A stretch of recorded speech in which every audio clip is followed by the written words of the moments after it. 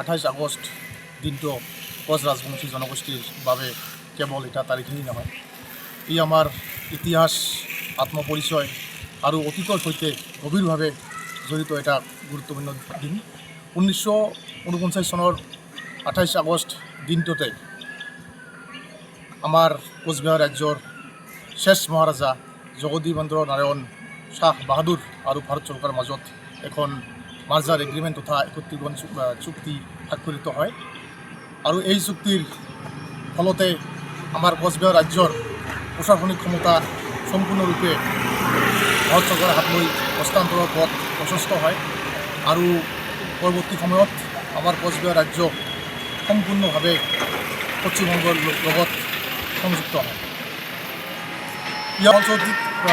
ইয়ার ফলশ্রুতিত আমার কোচ রাজবংশী জনগোষ্ঠীর সামাজিক ঐতিহাসিক অধিকার তথা রাজনৈতিক আকাঙ্ক্ষার ওপৰত গভীরভাবে প্রভাব পেলায়।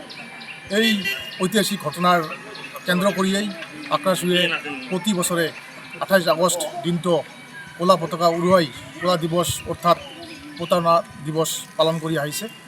এই তেতিয়াৰ সময়ৰ যিটো সিদ্ধান্ত, এই সিদ্ধান্ত ওপৰত আমাৰ কোচ ৰাজবংশী জনগোষ্ঠীটোৰ বিভিন্ন সাইটত সামাজিক রাজনৈতিক তথা আমার সাংস্কৃতিক সাইটতো আমার বিভিন্ন প্রভাব পড়ছে।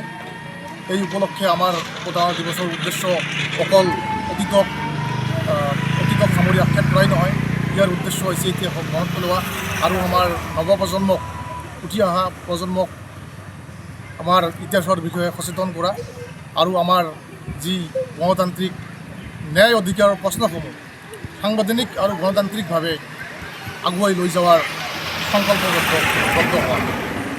আৰু আপোনালোকে নিশ্চয় জানে 1996 আমাৰ কোচ ৰাজবংশী জনগোষ্ঠীক ৰাষ্ট্ৰপতিৰ অধ্যাদেশ যোগে ST প্ৰদান কৰিছিল, কিন্তু পৰৱৰ্তী সময়ত দেখা গ'ল বিভিন্ন ৰাজনৈতিক চক্ৰান্তৰ ফলত আমাৰ STটো 6 মাহমান পিছত কাটি লয়। গতিকে আমাৰ কোচ ৰাজবংশী জনগোষ্ঠী অলৰেডি সাংবিধানিকভাৱে স্বীকৃতিপ্ৰাপ্ত এটা জনগোষ্ঠী।